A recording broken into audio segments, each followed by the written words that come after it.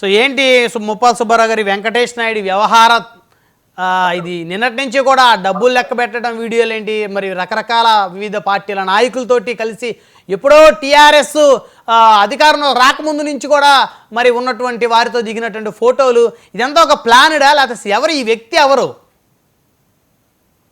ఇక్కడ ఒకటండి, ఆల్రెడీ చెవిరెడ్డి భాస్కర్ రెడ్డితో సంబంధాలు ఉన్నాయని, చాలా అత్యధిక సంబంధాలు ఉన్నాయని చాలా స్పష్టంగా తెలుస్తా ఉంది.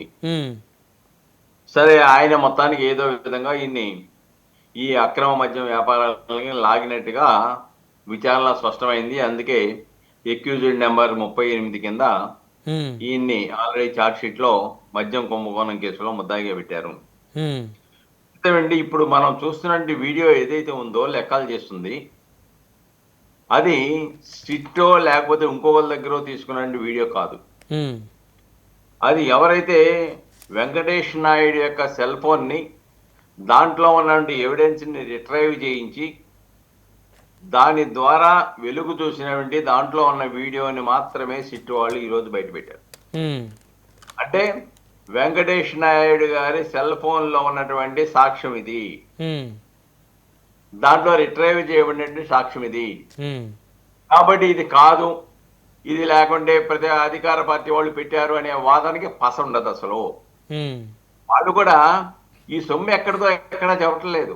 అంబటి రాంబాబు లాంటి వాళ్ళు ప్రకటనిస్తున్నారు, దాని కిందంట 2000 రూపాయల నోట్లు ఉన్నాయంట, పైన ఉన్నటువంటి 500 రూపాయల నోట్ల గురించి మాట్లాడట్లా. కానీ కట్లు మా వాయిస్ తో సహా ఇక్కడ 5 కోట్లు, ఇక్కడ 5, అక్కడ 4 అని లెక్కల్లో చెప్తూ ఉంటే, లెక్క పెడుతూ ఉంటే, కళ్ళ ముందు క్యాష్ కనబడతా ఉంటే దాని గురించి మాట్లాడకుండా ప్రజల యొక్క ఆలోచనల్ని ప్రక్కదోవ పట్టించడానికి కింద 2000 రూపాయలు అంటాడు. అవును, ఇప్పుడు అదిగా సార్, ఇప్పుడు ఆ డబ్బులు ఎక్కడో ఏదో ఒక అభ్యర్థికి పంపిస్తున్నట్లు అనిపిస్తుందా? ఎన్నికలకు ముందు ఆయనే చెవిరెడ్డి గారు చాలా మంది అభ్యర్థులకు డబ్బులు పంపిణీ చేశారు అంటున్నారు. చెవిరెడ్డి భాస్కర్ రెడ్డి గారికి ఎన్నికలలో ఈ అక్రమ మద్యంలో వచ్చిన సొమ్ముని ఖర్చు పెట్టడానికి ఆ ఆర్థిక పరమైన పూర్తి బాధ్యతలు అప్పినట్టుగా అర్థమవుతుంది విచారణలో కూడా. కాబట్టి అందుకే మీకు ఎన్నికల కమిషన్ కూడా దాదాపుగా 8 కోట్ల రూపాయలు వీళ్ళకి సంబంధించిన గన్మ్యానో వీళ్ళకి సంబంధించిన అనుచరులు హైదరాబాద్ నుంచి తీసుకొస్తుంటే పట్టుకున్నారు ఎన్నికల్లో కూడా. అది కూడా ఈ మద్యంలోదే అనే అనుమానం సిట్కి ఉంది, ఆ దిశలో కూడా విచారణ జరుపుతోంది. అలాగనే వరుణ్ పురుషోత్తం, ఈయన ఎవరండి? ఈయన శంషాబాద్ లో మన దుబాయ్ నుంచి దిగిన వెంటనే విచారణ సంస్థ పట్టుకుంది. ఆయన విచారిస్తే ఆయన చెప్పినటువంటి సమాచారం మేరకు ఫామ్ హౌస్ లో 11 కోట్ల రూపాయలు పట్టుకున్నారు. దాన్ని అసలు ఆయన చెప్పిన సమాచారం ప్రకారం అక్కడ పంచనామా రాసేసి, అక్కడ మామూలుగా మీడియట్స్ రిపోర్ట్ రాసేసి ఆ సొమ్మును స్వాధీనం చేసుకొని న్యాయస్థానంలో పెట్టారు. న్యాయస్థానం బ్యాంకులో డిపాజిట్ చేయమంది. చాలా స్పష్టంగా ఆధారాలతో అక్రమ మద్యంలో సొమ్ము అని భావిస్తున్న ఈ సొమ్ము దొరికిన తర్వాత కూడా ఇంకా మేకపోతు గాంభీర్యం లాగా ఈ సొమ్ము మాది కాదు, అక్రమ మద్యంలో కాదు అని వాళ్ళ లెక్క ప్రకారం అక్రమ మద్యంలో కాదు అనుకుందాం. ఎక్కడి నుంచి వచ్చి ఎందుకు చెప్పట్లా? ఈ సొమ్ము అంతా ఎక్కడిది, ఎవరిది? కాదు, అసలు ఒకవేళ ఆ విధంగా డబ్బులు పెట్టి బుక్ చేయడానికి 11 కోట్ల రూపాయలు పెడతారా సార్? ఆ 11 కోట్లు ప్లస్ వెంకటేష్ నాయుడు కట్టలు లెక్కట్టాలో ఇవన్నీ ఎక్కడి నుంచి పెడతారు, ఎక్కడి నుంచి వస్తాయి? ఆయన ఆదాయం ఎంత వెంకటేష్ నాయుడిది? సంవత్సర వార్షిక ఆదాయం 5 కోట్లు అని చెప్తున్నారు. 5 లక్షలు 5 లక్షలు 5 లక్షలు 5 లక్షలు వార్షిక ఆదాయం 5 లక్షలు అని చెప్తున్నారు. 5 లక్షలు ఉన్నటువంటి వార్షిక ఆదాయం ఉన్నటువంటి వ్యక్తి, స్థిరాస్తులు లేనటువంటి వ్యక్తి ఏ విధంగా స్పెషల్ ఫ్లైట్లో వెళ్తాడు? ఏ విధంగా ఇన్ని కోట్లాది రూపాయలు లెక్కలు పెడతారు? ఏ విధంగా ఈ విధంగా ఈ వీడియోలు తీసుకొని సాక్ష్యాలను పెట్టుకోవడానికి ఎందుకు పెడతారు? కాబట్టి ఇవన్నీ చూస్తూ ఉంటే వీళ్ళు ఎంత మేకపోతు గాంభీర్యం తీసుకున్నా ఇంతటితో ఆగుద్దని అనుకోండి. ఎందుకంటే ఇప్పటికే ముద్దాయిల దగ్గర ఆస్తులని 32 కోట్ల రూపాయలు జప్తు చేశారు. ఇంకా విచారణలో ఇంకా కొంతమంది ముద్దాయిలు ఉన్నారు. వాళ్ళు అరెస్ట్ చేయవలసిన అవసరం ఉంది. వాళ్ళు ఇంకెంత సమాచారం చెప్తారో, ఏ డెన్నకి ఎవరు ఇన్ఛార్జో, ఈయన ఒక డెన్నకి ఇన్ఛార్జ్ లా కనబడుతున్నాడు వెంకటేష్ నాయుడు. అది కాదు, ఒక డెన్నుకో లేకపోతే డెన్నులన్నిటికీ ఈయన ఇన్ఛార్జీలందరికీ హెడ్. ప్రస్తుతానికి సాక్ష్యం ఉన్న దాని ప్రకారం ఒక డెన్నకైతే ఇన్ఛార్జ్ అని కన్ఫర్మ్డ్. మిగతా ఎన్ని డెన్నులు ఇన్ఛార్జ్ ఇచ్చారు ఈయనకి, లేకపోతే మిగతా వాళ్ళకి ఎవరెవరికి డెన్ ఇన్ఛార్జీలు ఇచ్చారు? హైదరాబాద్లో ఉన్న 6 డెన్నులు ఏమో ఉన్నాయి, తాడేపల్లిలో ఒక డెన్ ఉంది, దుబాయ్లో ఒక డెన్ ఉంది. ఈ డెన్నులకి, ఈ డెన్నులో ఉన్నటువంటి కోట్లాది రూపాయలు ఎక్కడి నుంచి వచ్చినాయి?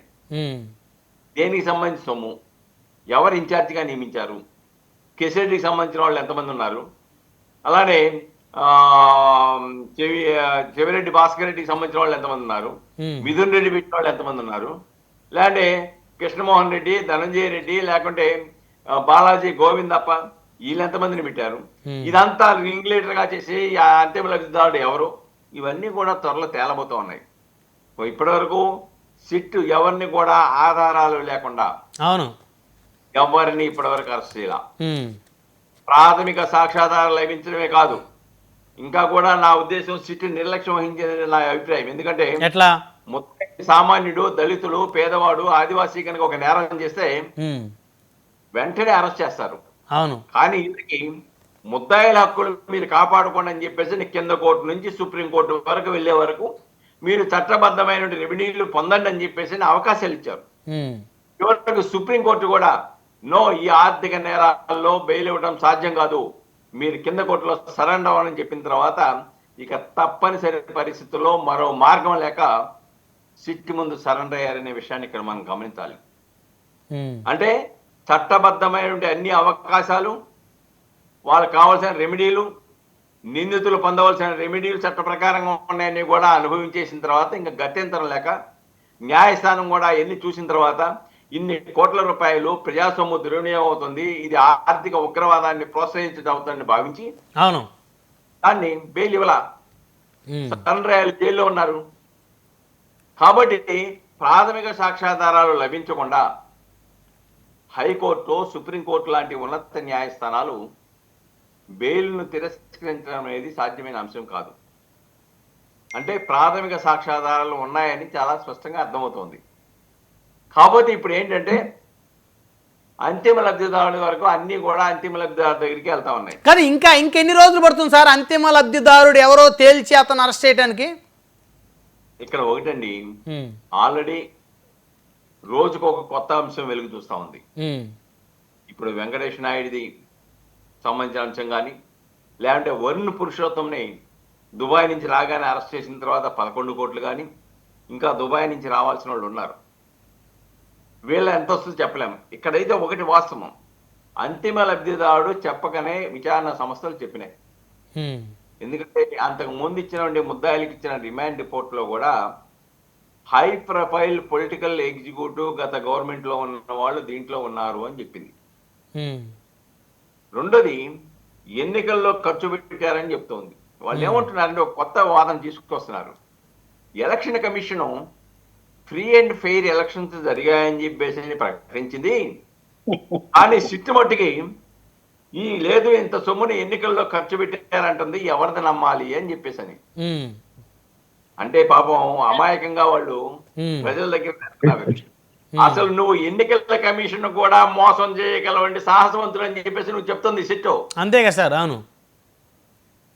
కానీ ఎన్నికల కమిషన్ కూడా తెలియకుండా, వాళ్ళ దృష్టికి రాకుండా కోట్లాది రూపాయలు మద్యం ప్రజల యొక్క ప్రాణాలను పరంగా పెట్టి, వాళ్ళ ఆరోగ్యాలను పరంగా పెట్టి సంపాదించిన అక్రమ సొమ్ముతో ఎన్నికల్లో గెలవాలనుకున్నావు, ఎన్నికల్లో ఖర్చు పెట్టావు. ఎన్నికల్లో గెలిస్తే లబ్ధిదారుడు ఎవరండి? చెవిరెడ్డి భాస్కర్ రెడ్డి అవుతాడా ముఖ్యమంత్రి? జగన్మోహన్ రెడ్డి అవుతాడా? జగన్మోహన్ రెడ్డి గారు లబ్ధిదారుడు. నీ దగ్గర ధనంజయ రెడ్డి, కృష్ణమోహన్ రెడ్డి ఎవరు? నీ యొక్క సీఎంఓ ఆఫీస్ లో క్రియాశీలకంగా పనిచేసే వ్యక్తులు.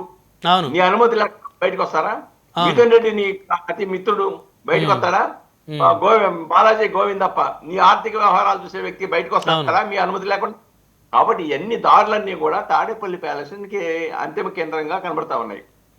కాబట్టి వేరే చెప్పవసరం లేదు, ప్రజలందరికీ అర్థమైంది లబ్ధిదారుడు ఎవరనేది. 10 రోజుల్లో ఛార్జ్ షీట్ వేస్తారు, డెఫినెట్ గా ఆయన కూడా ముద్దాయిగా పెట్టే అవకాశాలు అయితే కనబడతాయి.